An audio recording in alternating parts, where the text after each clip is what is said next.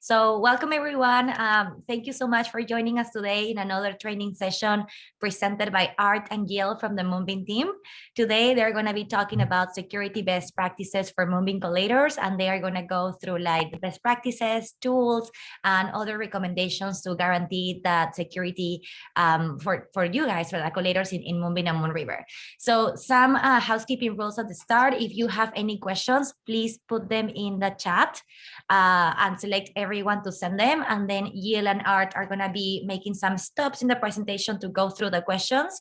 And then if you also like want to see this presentation after, there's going to be a recording that is going to be posted on YouTube. So we'll send the link with you in the collators chat.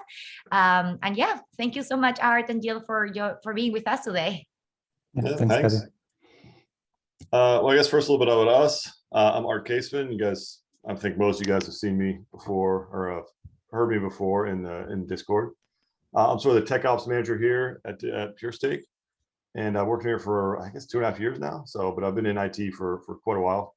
Based in New York, also for quite a while, and I'm joined today with by Gil. Yeah, thanks, Art, and hi everyone. I feel like I've done this introduction quite a few times by now. I'm Gil. I've been with PureStake for almost a year now, and I've been giving support to Moonbeam collators since the early times of Moonbase Alpha. So most of you probably have spoken to me at some point in Discord. But yeah, you can go ahead, Art. All right.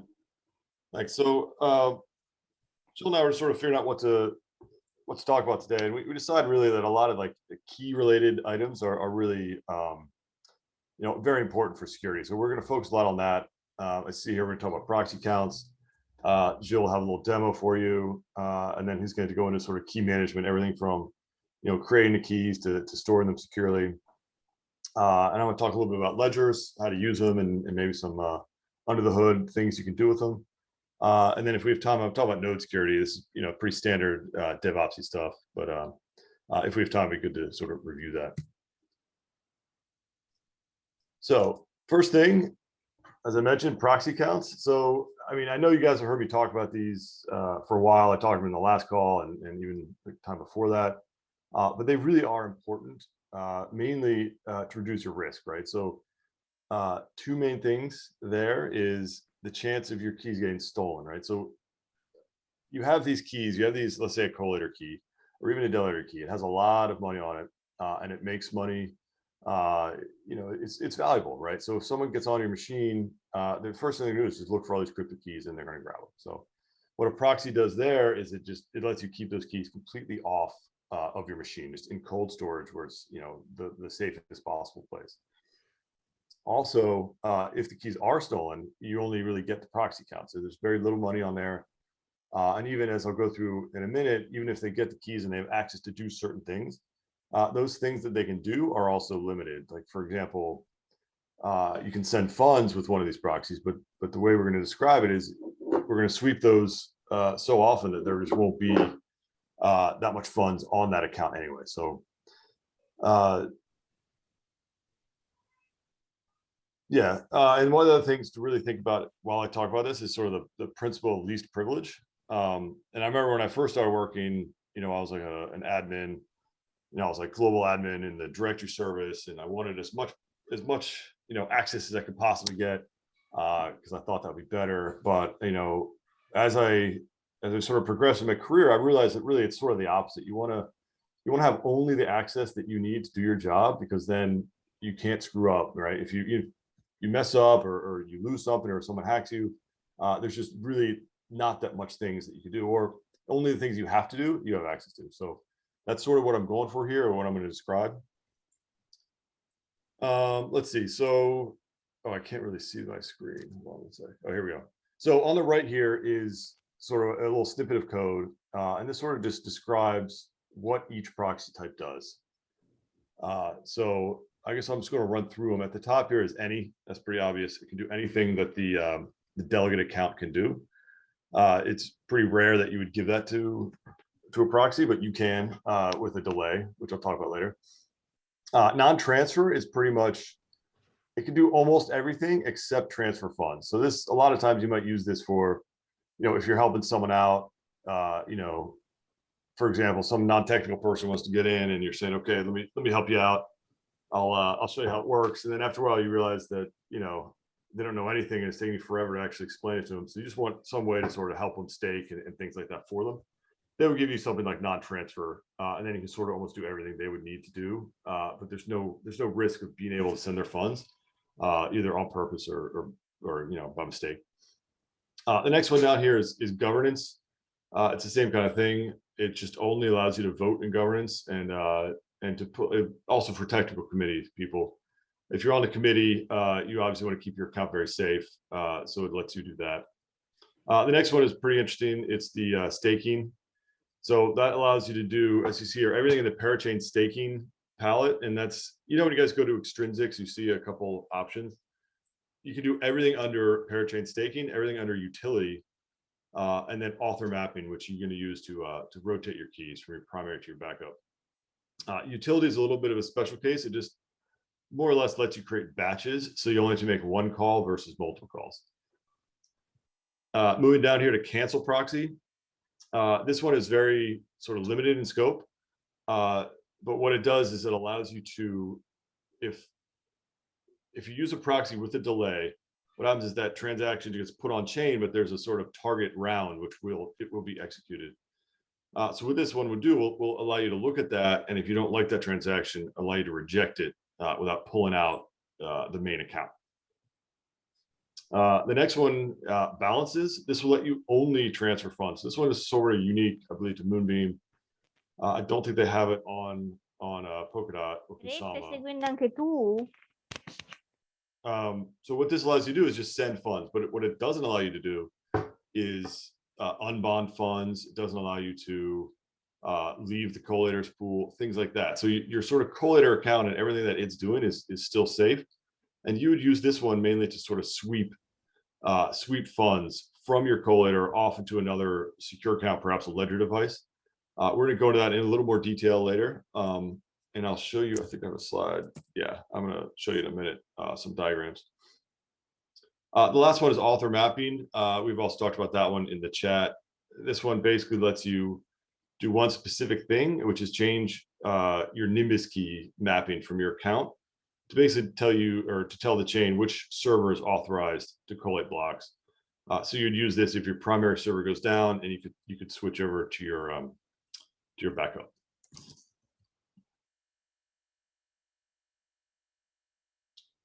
Right, let me just go into the next one here. So I described here, or I sort of diagrammed here, two sort of options you can use. So the first one is what we call like a sweeping proxy.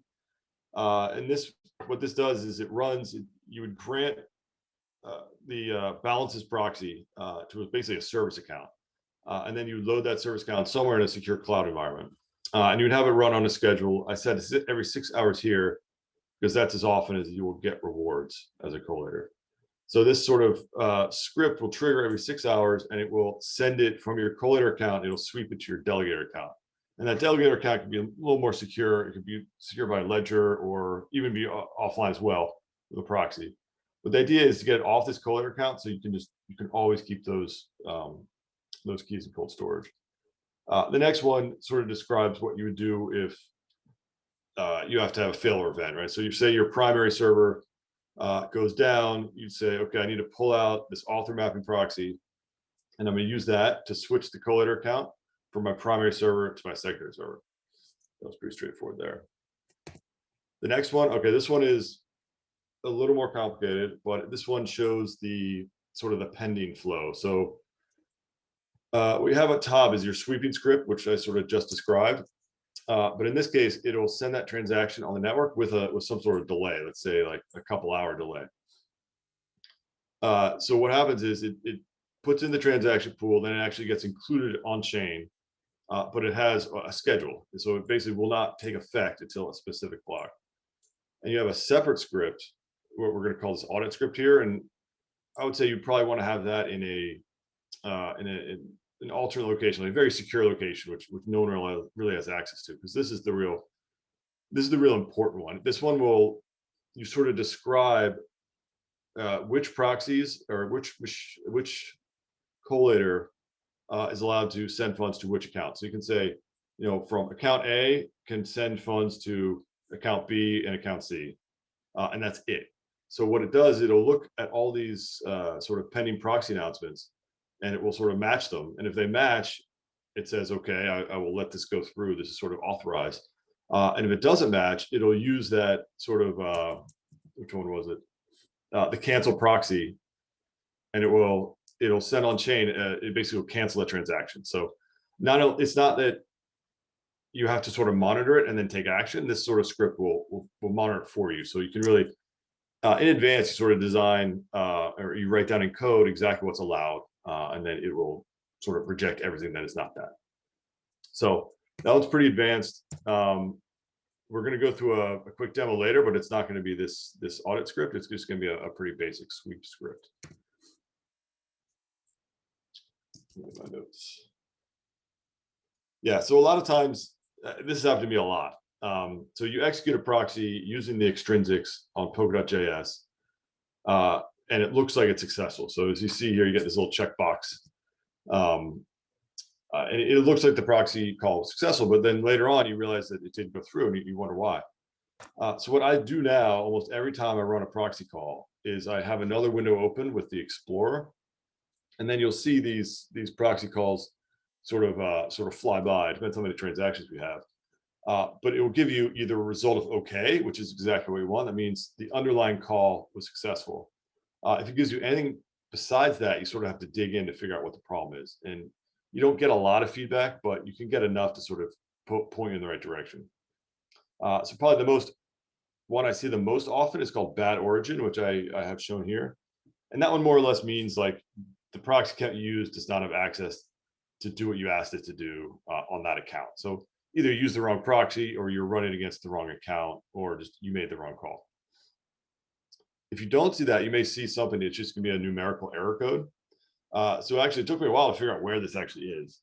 I can send a link out in a minute when Gil starts talking, but pretty much you can look in code, and you can look on the right here. I didn't do the whole list because it's pretty long, but it's just like a list of error codes. So you'd have to you grab the number and you sort of count down to figure out which one you actually had. So a lot of times you'd say, okay, delegator's already leaving, so you can't delegate to it, or the account is offline. I mean, it's hard. Each one is very unique to your sort of specific use case, but it's really helpful just to know where to go to get those error codes.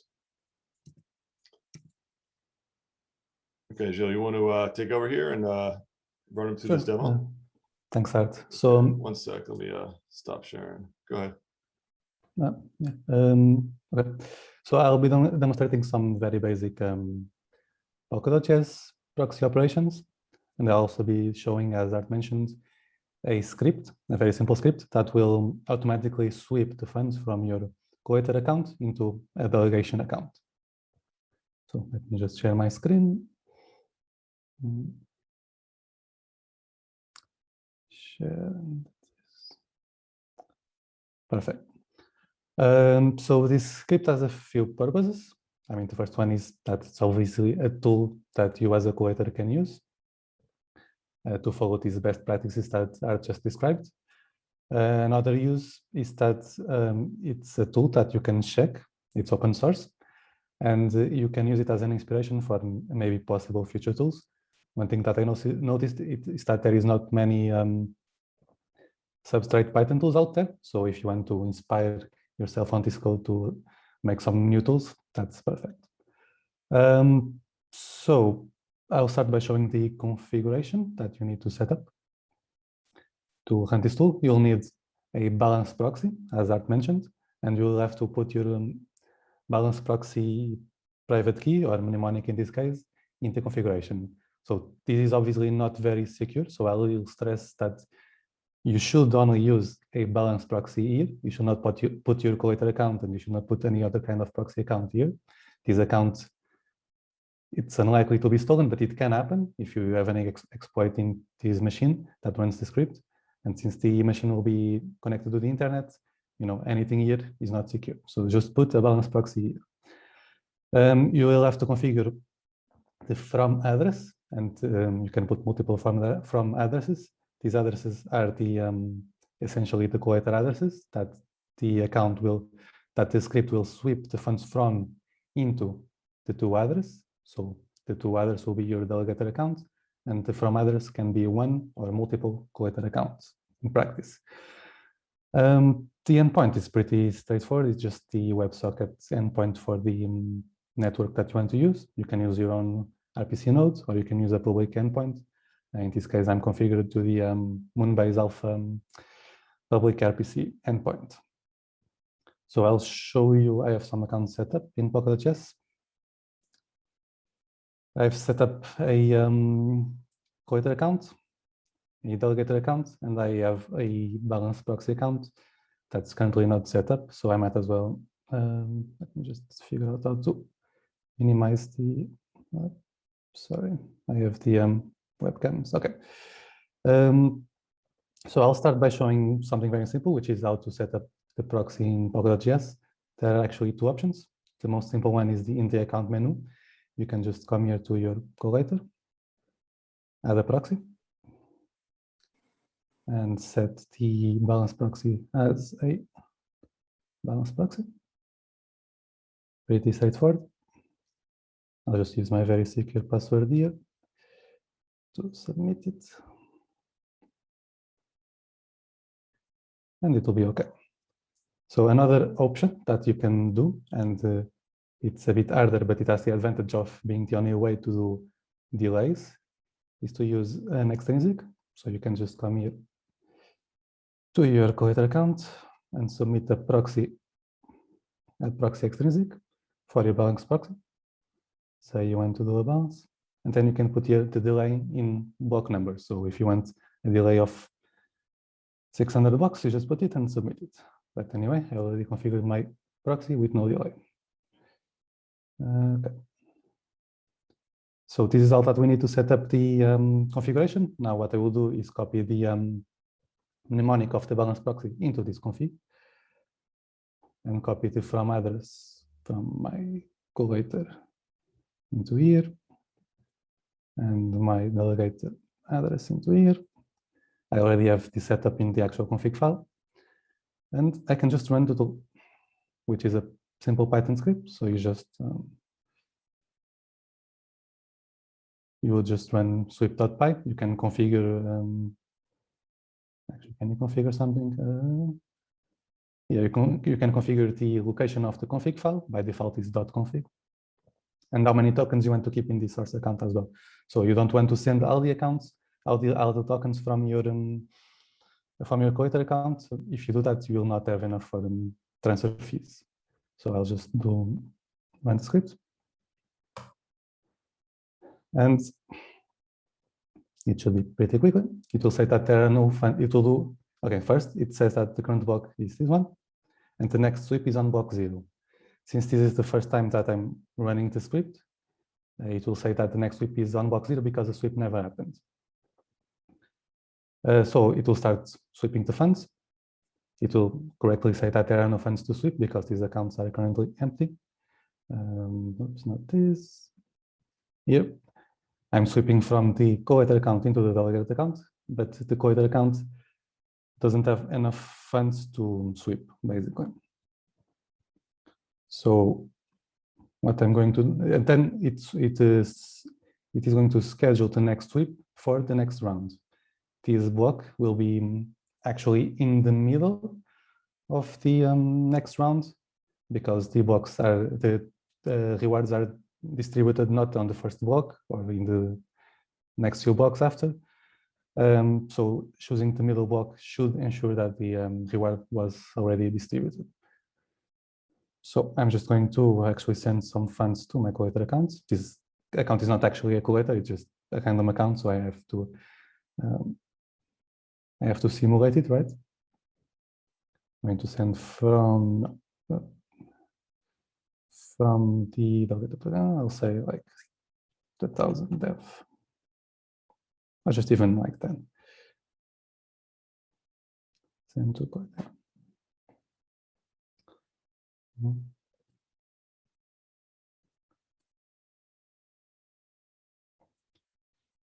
So now that the collator will have funds on the next round, so in like an hour or so, this script will run again. It's running automatically it's running every 10 minutes, but it only does anything every round, right?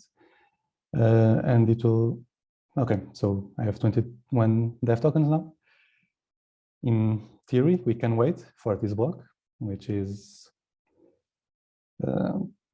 1,000 blocks away or something like that, but I'll just close the tool and run it again. So we are simulating like another initial sweep.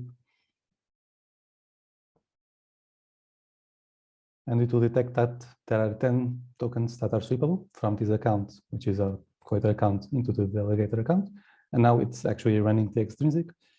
And in a few seconds, 12 seconds at most, it will show the extrinsic and bulk hash of the successful, hopefully, transaction.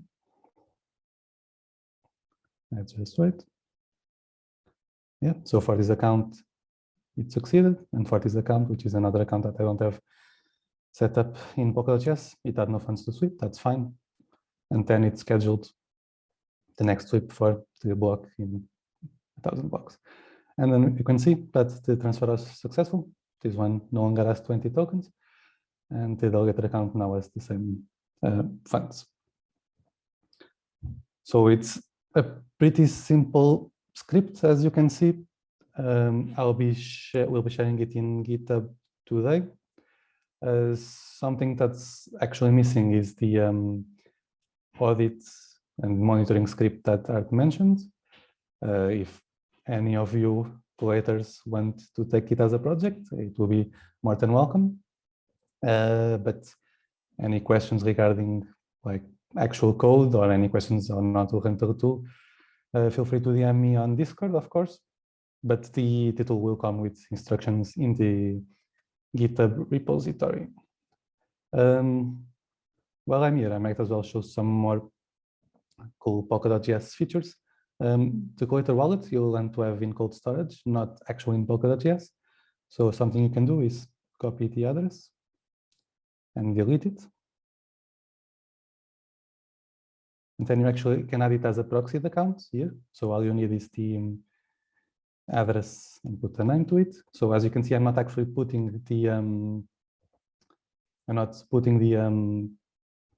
the private key here. So this is just like a placeholder, but I can actually use it to send funds. Let's send to the delegator 5dev. And I can use my balance proxy. Even though I don't have the collator account actually set up in Polkadot.js, I can use my balance proxy here to just do it. So I'm using proxy for this call, the balance proxy. So this is a way that you can do extrinsics for an account without actually having that account set up in Polkadot.js. So see, this is some pretty cool feature that many people don't know.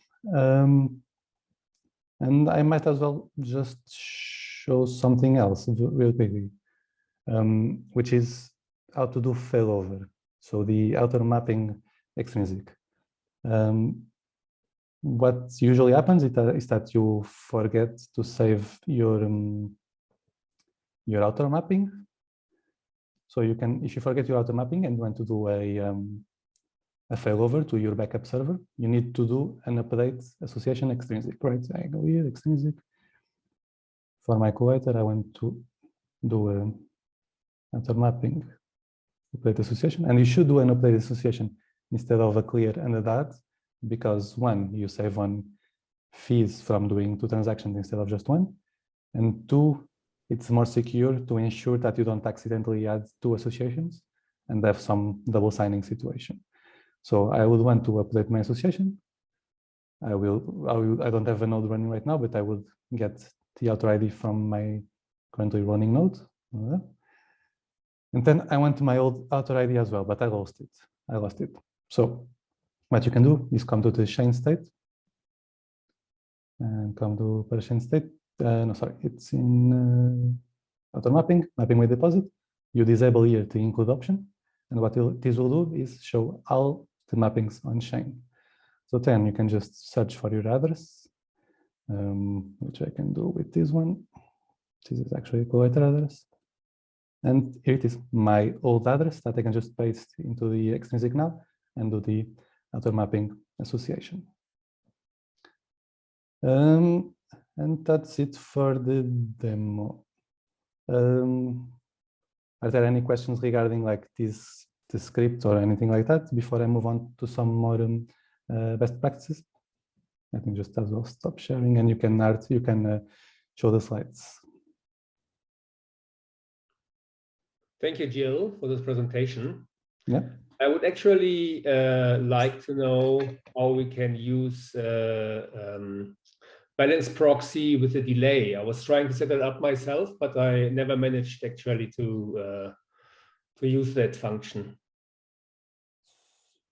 So, do you want to show Art or should I show it? It's a bit tricky to show right now. Well, maybe not. I mean, you can. But, that was the question: is you didn't know how to set it up, or it didn't work? Yeah. What's the question, Mark? Was the question how to set it up, or how to actually like? No, actually, I was able to set it up, but I was not able to use it. Exactly. Oh, I see. There's actually a deposit because it's taking that on-chain storage. So there might be a deposit requirement. So you might need to have a little bit more funds on one of the accounts to support it. It's hard to see or hard to tell exactly what the problem was. Did you get an error? If you run the proxy, remember I I mentioned can't before remember the error honestly, code? but I was setting it up and then I was trying to send something. I was waiting for delay or anything, but I think not much happened on my side. But I'm sure I did it wrongly. Oh, it's possible. So as I mentioned here, it looks like it's successful, but a lot of times it actually failed. So if you run it again and take a look at what error code you get, and then we could track it down a lot easier that way. Okay, but basically I just sent the transaction and then on chain it's automatically let me say stored and delay or something like that, because then I think that I also need to confirm it then after the delay time has passed, right? To execute it? Yeah, so I was understanding that once I've submitted this transaction on chain, and let's say there's a delay of 600 blocks, after these 600 blocks have passed, I was understanding that I need to execute this transaction then, right? Yeah, that is correct actually. Jill, do you want to reshare? Maybe we can show them that extrinsic. I don't know it. Yeah, I don't know the extrinsic on top of my head actually. Let me check.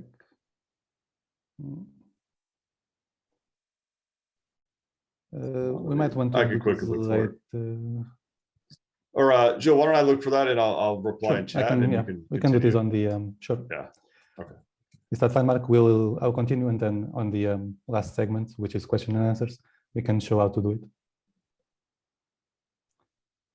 Okay, so if there's any more questions before I move on to just talking about key management in general, let me just.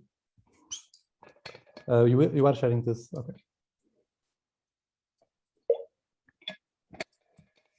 Oh, sorry.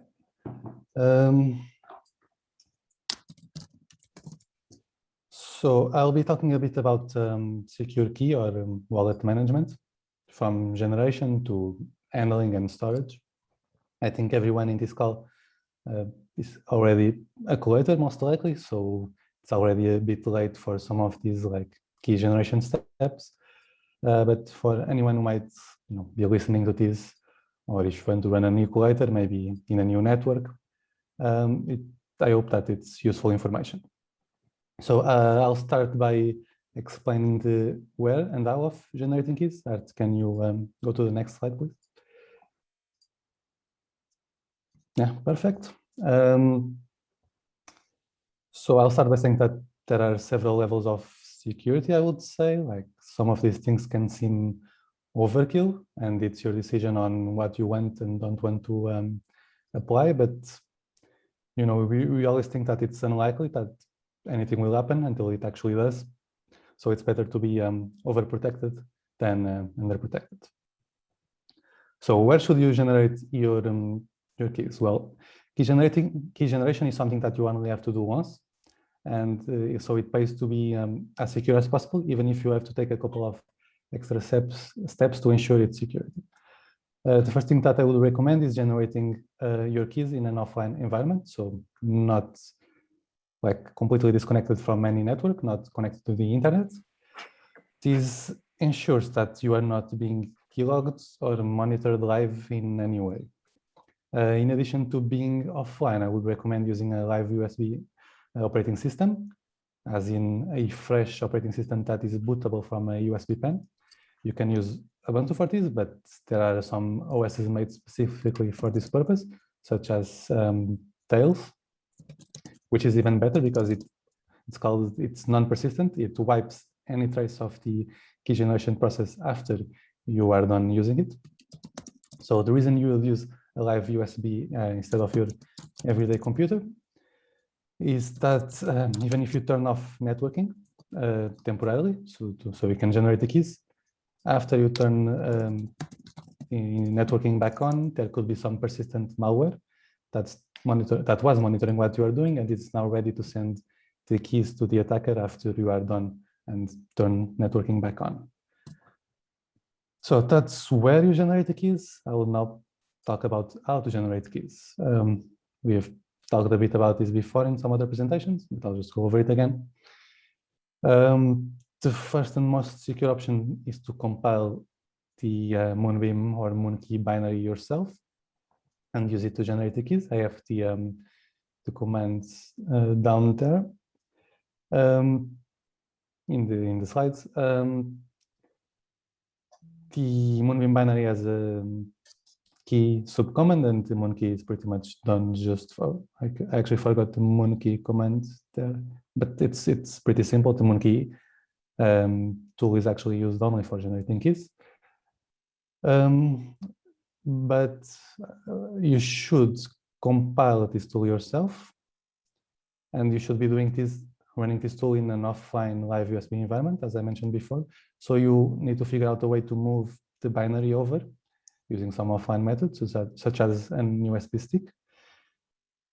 There are some dangers. USB sticks can be used to infect your offline machine.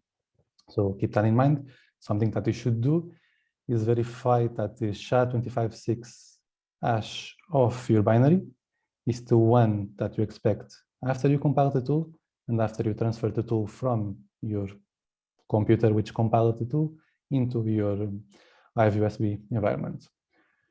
If for some reason you don't want to compile the binary yourself, you can download a release of the binary of Moonkey. We provide the SHA-256 of the tool, so you can compare that to the one that you download. Let me just see if I can share the link in chat.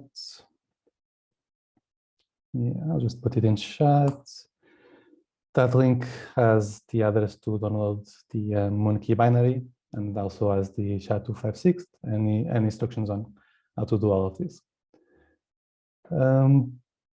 One more thing I will recommend is that while you're doing this, you should generate all your keys at the same time. Well, you are going to need multiple keys. You're going to need your collator account, your delegated account, proxies. And since you are already setting up a secure environment now, it's better to do it all at once, so that in the future, when you need extra keys, you can end up getting like complacent and just generating a key less securely. So just do it all now, generate all your Moonbeam accounts, maybe even some Ethereum accounts, some Polkadot accounts, Kusama accounts, whatever you think you might need, do it all at once. Yeah, so now that I explained how to generate keys securely, I'll move on to how to store them. Art, if you can move on to the next slide. There are many ways to store keys, right? There's a lot of discussion, good ways, bad ways, right? I'll just try here to give some good and secure ideas that also kind of depend on personal preference, of course. And I'll start with the concept of sharding. So sharding a key means separating it into several pieces so that you need access to all or some of them to actually get access to the full key. So for example, if I shard a private key into 5 parts with a threshold of 3, that means that I need access to at least 3 of the 5 shards to regenerate the entire key. So why is this useful? It is useful to protect your more important keys, such as your collator key. It prevents you from losing access by losing, usually if you lose your account, you are done, right? But if you just lose 1 shard, but you are using a threshold of 3, that's fine, as long as you still have 3 shards. But it also secures it from not having a single point of failure. Like if you keep your account on your private key, your seed, in a safe, for example, if someone breaks into that safe, you are not going to lose access to your account. You are only losing a shard, which by itself can't do anything. For extra security, you can also actually encrypt your shards or key with something such as a GPG. So you can encrypt it with a password and then keep this password on some other machine in a password manager that is air-gapped. So you can actually read the password from your different computer and type it into your machine where you want to do the transactions, and it's completely air-gapped. It's not done over the internet, right? So that's a bit of extra safety. So you use this sharding tool, you get shards or pieces of your main wallet, and then you have to spread them out physically into, there are many ways to do it. You can keep it in now safe in a bank deposit box. You can give the shards to friends and family. That will be up to whatever is available to you, of course. Something that I do personally is keep some shards in password managers, in cloud password managers, actually. Normally, you might not want to trust a cloud password manager with your wallet in case it gets compromised. But if it's just a shard, if someone compromises the password manager, there's not much they can do with just a single shard. So there's something I'd like to briefly mention as well. Actually, I think you can move to the next slide, Art. Yeah, exactly. So despite all the steps that you can currently do to securely generate your key and also store it, there's not currently a offline signer available for Moonbeam. So your keys will need to be exposed to the internet at some point. In the next slide, I will talk about how to minimize these risks and securely use your keys. But I wanted to mention that once this offline signer is available, you can actually do transactions in a completely offline machine and then move them over to an internet connected machine and actually send the transactions onto the chain. So this is a much safer way to keep cold wallets actually in cold storage, never exposed to the internet. And we hope to have this tool available soon. So, keep an eye out. But with that in mind, I will talk about how to securely handle your keys. You've securely generated and stored your keys. Now you need to use them to do actual transactions. So how should you handle them? Your collator key, that's one of the most important keys. It should be kept in cold storage. You won't need to do many transactions with it, but you will need to do some transactions with it. The initial ones, for example, setting up proxies, and also you never know if you might need to do some emergency transaction. So for this, since you can't use offline signer, what I would recommend is using a dedicated computer, like a laptop, that's never used and never connected to the internet until you need to do transactions with it. Or you can also use a live USB operating system, as I've mentioned before. So we can call this warm storage. It is connected to the internet, but only ever when you actually need it, and maybe for important security updates to the computer. Some alternatives to this would be using an on-offline signer when it's available, as I mentioned. And also you can use it you would be able to use Ledger, but currently Ledger does not support all the collator functions. But when Ledger does what Ledger does support is your delegation account. So you can use Ledger to stake. So the account that you use to accumulate the funds from your collator wallet, you can use the script that I mentioned previously. What you can do is use that account that receives the funds to, sorry, 1 second. Sorry about that. Where was I? The delegated wallet, right? So what you can do is actually keep your delegated wallet in Ledger. Art will go a bit into this on the next slide, so I won't talk too much about it. But it's probably your best bet for the delegation wallet, which you need to keep safe, but it's also somewhat of an active wallet. You might need to do delegations, revocations, whatever. Alternatives, if you don't want Ledger, you can set up a staking proxy, and then you have to keep that staking proxy safe, obviously, but it's not as critical as having full access to the delegated wallet. Or you can just keep the delegated wallet in cold storage, just like you do with the collator wallet. Finally, for the proxy accounts, such as the balance proxy and the auto-mapping proxy, you can keep them in a hot wallet like MetaMask, or in the configuration file of a script. Just as I mentioned before, it's not super secure, but the idea of these proxy accounts is that they should not have much, if any, like disruptive power.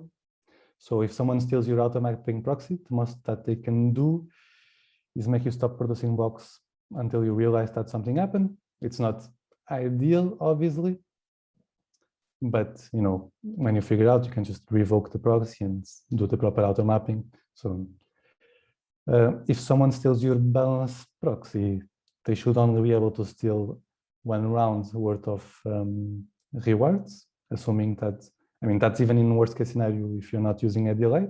If you're using a delay, nothing much can be done if you are properly monitoring it. But if you're not using a delay, the most a balance proxy will be able to do is steal 1 round of collator rewards, assuming that you are doing sweeping every round, right?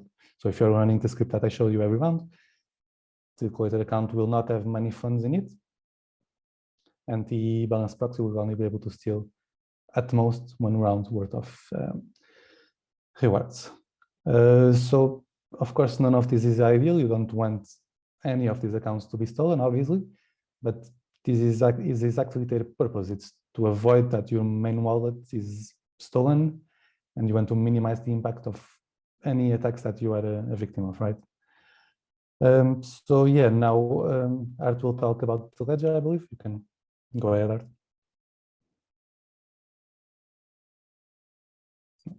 Yeah, thanks, Gil. Great presentation there.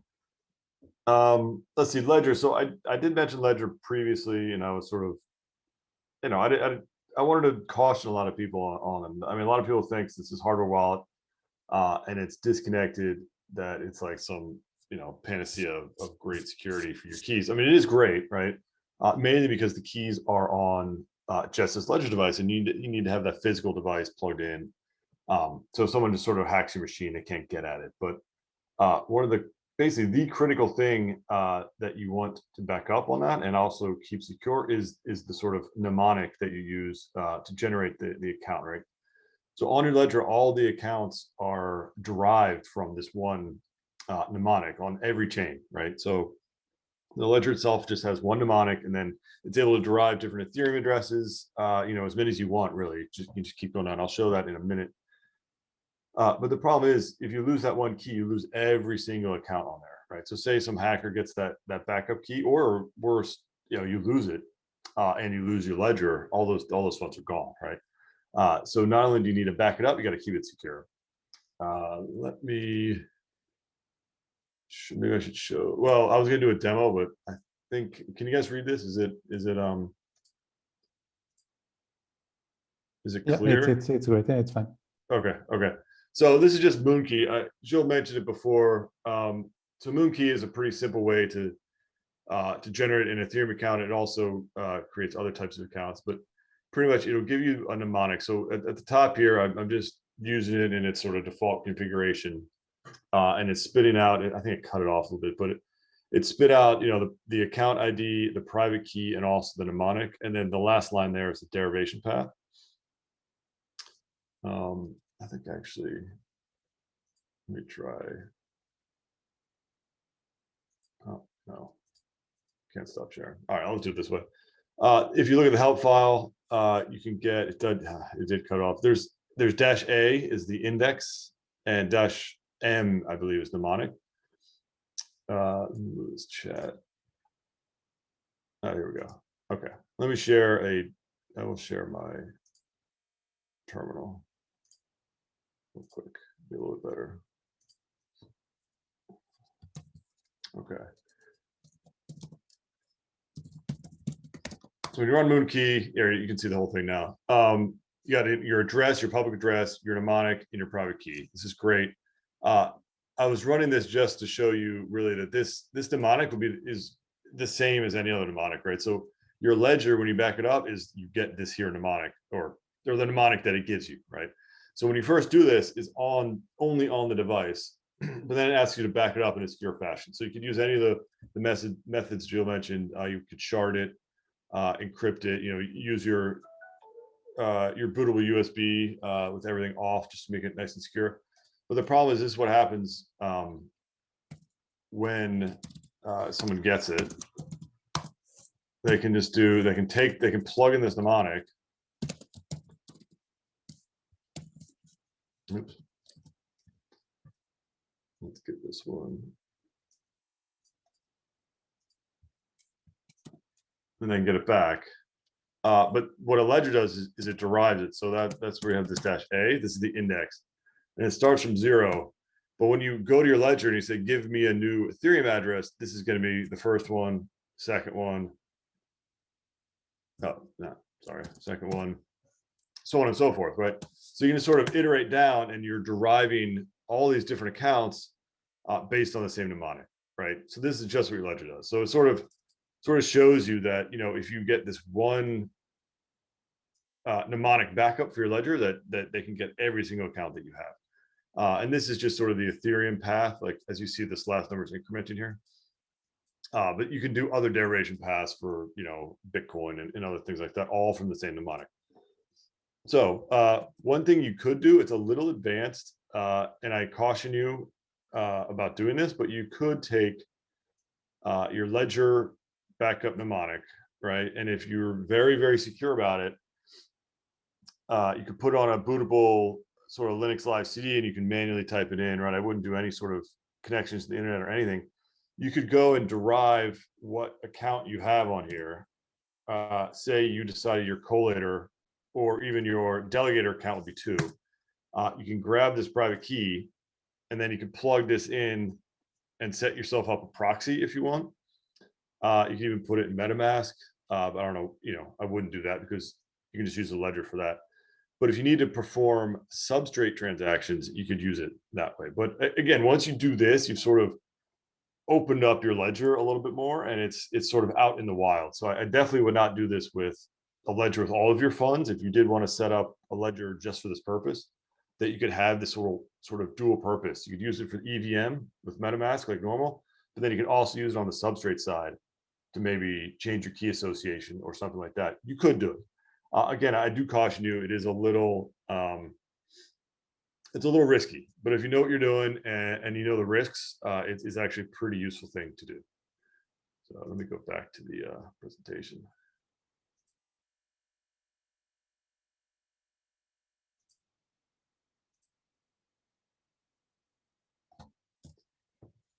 Okay.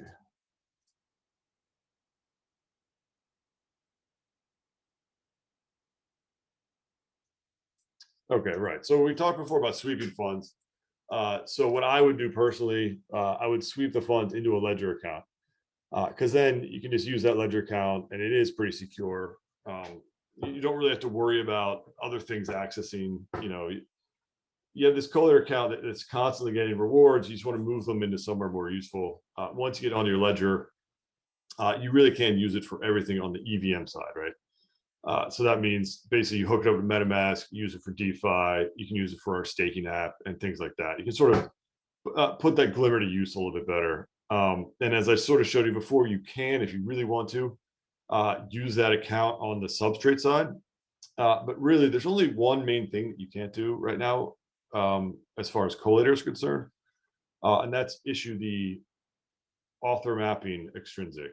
You can do everything else because you have a staking precompile on the EVM side.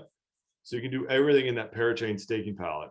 But the one thing that's outside of that is author mapping. So eventually, pretty soon even, I bet, we will have an author mapping precompile, and then you should be able to use a ledger to set up a collator and to switch your mapping from your primary to your secondary. You can do everything you could do on the substrate side on the EVM side with your ledger. So it will be pretty useful. You know, I definitely we'll announce it when it's ready, but we're pretty excited about that feature actually. Let's see, what do we got?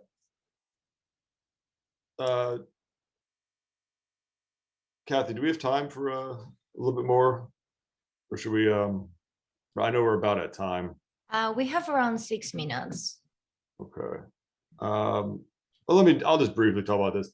This is pretty standard stuff. You know, it's basic, you know, Linux system hardening here, right? You want to just start at the very beginning when you set up your collator. You want to have like the bare bones Ubuntu installation. You don't want to have, you know, GNOME on there or anything that's not necessary for running a collator. You don't want on there. So you start with the very minimum, of course, then you install whatever packages you require. That's going to reduce your attack surface. So if someone does get on there, or even if they're trying to get in from the outside, there's just not that many things that they can utilize to get in, and also to escalate the privileges once they do get in. I think just recently, a couple of days ago, there was a very severe privilege escalation exploit. So, you know, as long as you don't have that packages, I mean, that one everyone has, but a lot of people, if you don't have that package, you can't exploit it to elevate your permission. So that's pretty much it. The firewall, you know, real standard. There's just 2 ports you need to allow in from anywhere. Those are the P2P ports. I think they're 33, 33, and 34. And then what I also do is authorize a management IP. And what I would do is say, you know, it depends on how secure you want to make this, but you could have a sort of operational host, let's say even in the cloud, and that would just have your Ansible on there and maybe, you know, whatever else you want to manage your servers.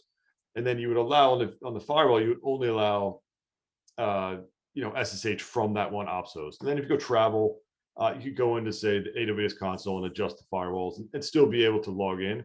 And you let sort of Amazon handle the security for you to some degree on that machine. And then nobody else, since you have a bare metal machine as your collator, you know, you don't have Amazon there sort of watching things for you. So it does make it a little bit more secure.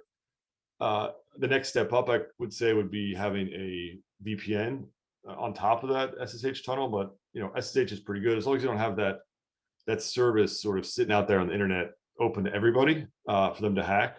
Then it's pretty good. WireGuard's great because it listens on the UDP port, so it's sort of stealthy. You can't really port scan it. You don't even really know it's there. If it gets a packet that doesn't have the right authentication headers, it just drops it.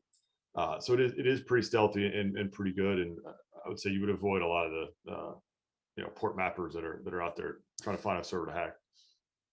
Centralized logs, pretty standard. The name of the game here is to get, like, you know, you want to know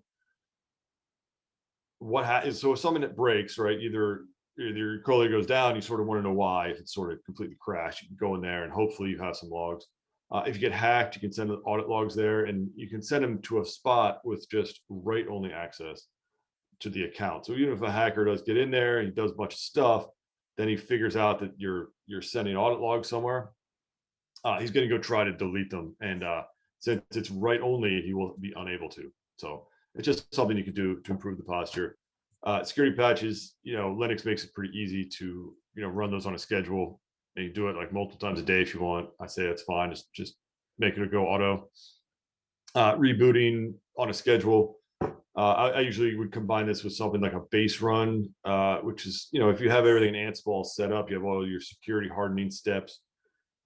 We just So this is what we do too. We sort of rerun it on a schedule just to make sure there's no drift between all the machines, and all the security settings are applied just how you have them designed. I would combine that with sort of a weekly reboot afterwards. So if there's any new kernels installed, then you could sort of reboot to apply them. Anyway, it's easy to sort of Google for this stuff, so I'm not going to go into too much detail. But I advise everyone to sort of just at least give it a once over and just try to reduce your attack surface and make it a little bit harder for someone to hack you. Let's see. If you want, you can like take some additional minutes if you also want to respond to some questions, and then we're recording the session. So if anyone needs to drop off, we can share the link later. Okay, thanks. Let's see, what do I have here? Okay, so a couple diagrams. I just whipped these up this morning. Basically, it sort of explains, what we already talked about in a little, a visual sense. So they're kind of two different ones here. So the first one would be your sort of online work computer, and then maybe your laptop you use if you have to go travel, and you still need to sort of manage your collator, right? So what's the best way to do that? You could go straight to the collator from your sort of primary machine's IP, and it's still pretty good if you lock it down to just that one IP. A little bit better would be to have this sort of cloud management sort of operations host or bastion host, for example, that could also be very locked down and only have the tools you need on it. And then you would use sort of the AWS sort of authentication and stuff like that to, if you go traveling, to sort of change the IPs that are allowed to log into that box. And then, of course, this link over here on the right, I'm not sure if you guys can see my mouse here, but the link from the cloud management server to the collator is always the same. You can either throw that under a VPN or just go straight SSH tunnel. But again, the key is that SSH is not listening to the world; it's listening only to one or two IPs. And then the bottom one here is sort of describe what Gil did, sort of how you would boot up your Linux Live USB. You generate the keys, you encrypt them and shard them. You're going to copy them over to this USB, and then store them in different places, as mentioned, right? And then you could plug them into this when you need them. So then you just shut this guy down on the left here. And it'll delete all the temporary files. And then if you need to, you can boot it back up again with this Linux Live CD. And this time you could plug the USB in, you could decrypt it. What I would do is not copy the password ever, but you actually would put the machine next to your online computer, and you can bring up the password on an online computer or wherever else you store it. And then you manually type it in. I would not the key is never to plug the USB into this sort of live hot machine. You never want to get access to that. If you do store the decrypt password in your password manager, of course, doing that would link them together and allow people to get the key. So really just the complete air gap between these two devices is kind of the key of this slide here. Yeah, and I think that's it. So should we pick some questions, Jill? Kathy, do we have others, or should I just go off the ones we did? I can send you the first questions that we received during the registration. Okay. I copied them at the start of that chat, but it already went. Okay, so there he goes. Okay. All right. Actually, well, to start off, I replied in the chat to Mark's question, but let me see if I can find my chat.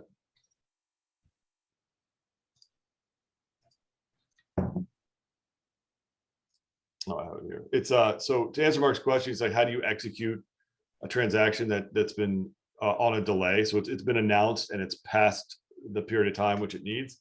How do you actually execute it? And the answer is you go submit the extrinsic. It's proxy announce, so it's under the proxy palette. We can see your screen. We're only seeing the slide that says questions. Oh yeah, okay, I'll just pop it in here. How's that? This would be. It would just be this. I didn't do it. I just sort of going to announce. The question was really, how do you dispatch it? And this is just the call you would make. So let me find other questions. Okay, is PureStake envisioning the creation of a centralized monitoring and alerting platform? Yeah, I mean, so we sort of went down this route with Gantry. Well, we ended up not doing that, and we could do something with Grafana Cloud. We haven't done it yet, so I would say as of now, no, and there's no immediate plans to do so. We do suggest that everybody set this up, and in fact, our next sort of training session will be on this. It'll be on what tools to use, like Grafana and Prometheus and that kind of stuff. So just hold on a little bit. The next one we'll sort of cover that in detail.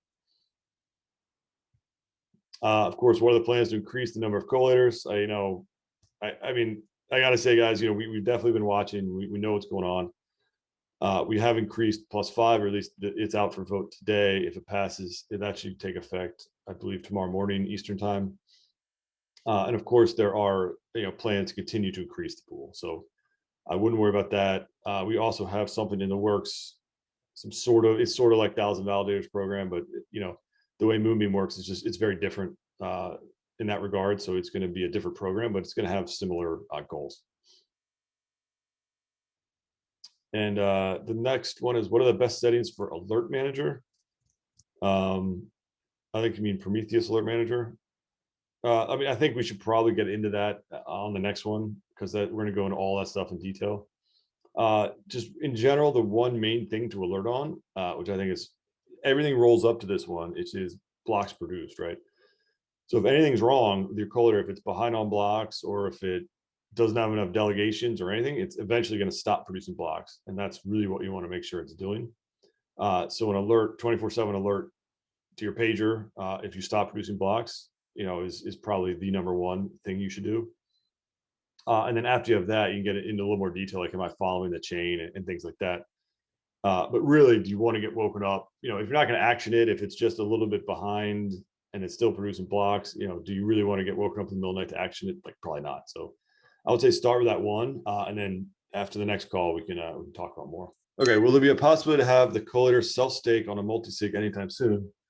Asking on behalf of Chaos DAO. I mean, we've been talking about this. I think the main blocker right now is the precompile for author mapping, which I mentioned before.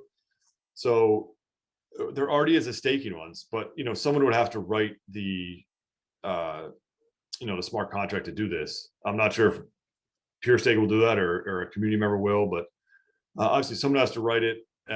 We also need on the PureStake side to create this precompile for author mapping. Once that's done, the only thing waiting is for someone to write it and audit it and make sure they're safe to put in 100,000 Glimmer into it. So it's close.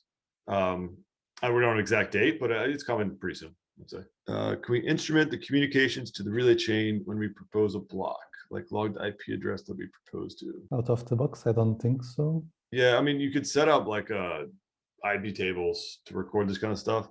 There is some detail in the peer metrics. If you've dug into that, I forget the exact calls, but there is a way to sort of dump all of your peers, and I believe you can do that on the relay chain as well. And then you can see like your how your communication is doing, just at least on the substrate level. Like, for example, like, how is your reputation with that peer? Like, is it so low that they're just going to reject you? Things like that. But what you wrote here, I would say, you got to do a network analyzer, like sniffer or something like that. I don't think there's anything built in. Okay, great. Well, here's just some contact details for us. And, I'm sure a lot of you know where this stuff is already. One thing I do want to say is, everyone should subscribe to the sort of tech upgrades announcements channel. If you haven't done it, I mean, I do try to post everything there. I do try to tag everyone, but in general, anything important should go there. So if you want to keep up to date, that's the best way to do it. Aside from that, there are sort of, you can DM us if you need, or just post in that Coalition channel. I think everybody's already done that, and it's a friendly place to be. So thanks everyone for joining, and we'll see you guys in the Collators chat. Yeah, thanks everyone. Thank you, guys.